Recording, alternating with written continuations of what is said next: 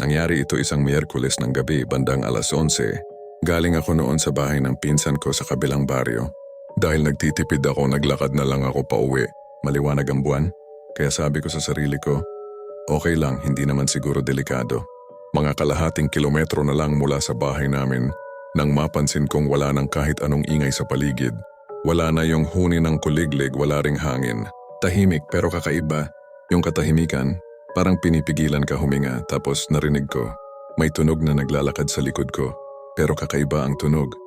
Parang basang paa na naglalakad sa lupa. Paglingon ko, wala akong nakita. Pero ramdam kong may nakatingin sa akin. Naglakad ako ng mas mabilis. Pero habang binibilisan ko, mas bumibilis din yung tunog. At sa gilid ng paningin ko may dumaan. Mababa, mabilis at parang may mahabang tainga. Doon ako nagsimulang kabahan. Pagdating ko sa likod ng lumang puno ng mangga, naamoy ko yung hangin. Amoy bulok na karne. At doon ko siya nakita, isang nilalang na parang aso pero mas payat, may mahabang buntot na parang latigo, at mga mata na mapula at kumikislap. Ang ilong niya ay parang kambing pero yung ngipin, tao-tao talaga. At nang ngumisi siya, narinig ko yung hinga niya. Mabigat, parang may halong tawa. Nanginig ako sa takot. Gusto kong tumakbo pero hindi ko magalaw ang mga paa ko. Tumingin lang siya sa akin tapos yumuko. Parang inaamoy ako. Naramdaman kong bumigat ang dibdib ko. Parang hinihigop yung hininga ko. Saka ko na lang naalala ang sabi ng lola ko. Kapag naamoy mo ang sigbin, huwag kang lalaban. Ipitin mo ang hininga mo at magdasal.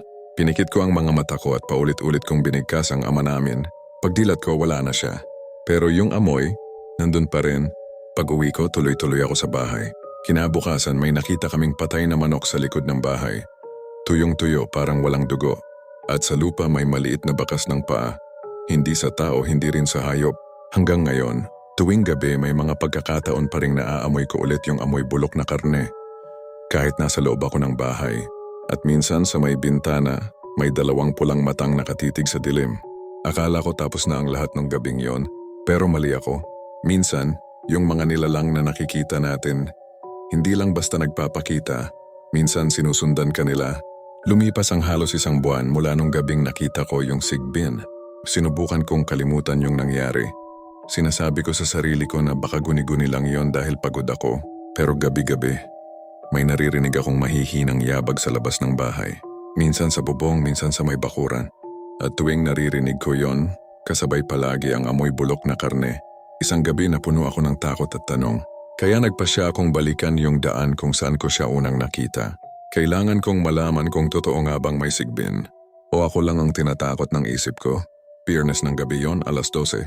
May dala akong flashlight at rosaryo. Tahimik ang paligid. Pero malamig ang simoy ng hangin, mas malamig kaysa dati. Paglapit ko sa lumang puno ng mangga, bigla kong naramdaman yung presensya. Parang may nakatingin ulit sa akin mula sa dilim. Pinailaw ko yung flashlight at doon ko nakita. May anino sa likod ng puno, mababa, parang hayop, pero kumikilos na parang tao. Dahan-dahan siyang lumabas at nang makita ko ng malinaw, kinilabutan ako. Siya nga, yung sigbin, pero ngayon mas malaki, mas madugo ang bunganga at sa mga ngipin niya, may nakasabit na piraso ng damit, parang galing sa tao.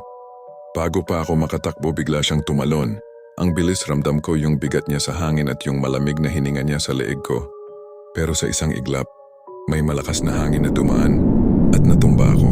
Pagdilat ko, wala na siya. Pag-uwi ko, galit na galit si Lola. Sabi niya, sinundan ka na. Hindi mo na siya dapat binalikan. At tinuruan niya ako ng dasal na pangontra daw sa mga sigbin. Habang sinusunog niya yung damit ko sa harap ng bahay. Habang nasusunog yon, nakita ko mula sa dilim. Dalawang pulang matang nakatitig, unti-unting naglalaho sa usok. Simula noon, hindi ko na muling narinig ang mga yabag. Pero tuwing Biyernes ng gabi, sa labas ng bahay namin, may amoy bulok na karne pa ring nanggagaling sa hangin. Parang paalala na minsan kapag hinabol mo ang takot mo, baka makita mong tumatakbo rin siya, pabalik sa'yo.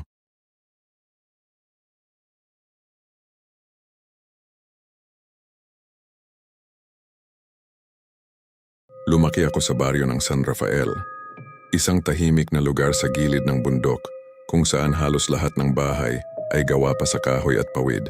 Simple lang ang buhay doon, pero kahit gaano kasimple, may mga bagay pa ring hindi kayang ipaliwanag ng kahit sino. Isa na ron ay ang sigbin na matagal nang pinaniniwala ang nagpapakita sa lugar namin. Noong bata pa ako, naririnig ko lang yung mga kwento sa matatanda. Sabi nila, tuwing Semana Santa raw, may nilalang na lumalabas mula sa kagubatan. Isang nilalang na parang kambing pero naglalakad na parang tao. Mabaho daw, may pulang mata at maririnig mong parang humahalinghing sa gitna ng gabi. Hindi ako naniniwala noon hanggang sa ako mismo ang makakita. Isang gabi 10:00 pauwi ako galing sa irigasyon. May dala akong sako ng palay, kaya naglakad ako sa may gilid ng bukirin. Tahimik ang paligid at tanging mga kuliglig lang ang naririnig ko hanggang sa biglang tumigil ang lahat ng ingay. Walang huni, walang hangin. Tapos may naamoy akong malansang amoy, parang pinaghalong dugo at nabubulok na hayop. Ang lingunin ko, may gumagalaw sa may dulo ng palayan, akala ko aso. Pero nung umangat yung ulo nakita kong mahaba yung tenga. At yung mata, pulang-pula, nakatitig sa akin. Hindi gumagalaw pero alam kong ako ang pinagmamasdan niya. Bumilis ang tibok ng puso ko. Tapos unti-unti siyang lumapit. Ang mga paa niya parang paa ng tao pero baliktad ang takbo. Nakaharap sa likod at habang lumalapit, narinig kong humahalinghing siya ng mahina. Dali-dali akong tumakbo pero sa bawat hakbang ko parang mas lumalapit siya. Nang malapit na ako sa tulay, biglang may kamay na humawak sa balikat ko. Paglingon ko, wala naman akong kasama. Pero sa gilid ng daan, may nakita akong anino na nakayuko humahaplos sa lupa. Tapos narinig ko sa tenga ko mismo, "Huwag kang tatakbo." Tumakbo ako nang hindi lumilingon. Pagdating ko sa bahay, hingal na hingal ako at amoy malansa pa rin yung damit ko. Kinabukasan, sabi ni tatay, may nakita silang 3 patay na manok sa bukid. Walang dugo, parang piniga. At sa lupa, may bakas ng paa. Maliliit, pero baliktad ang direksyon.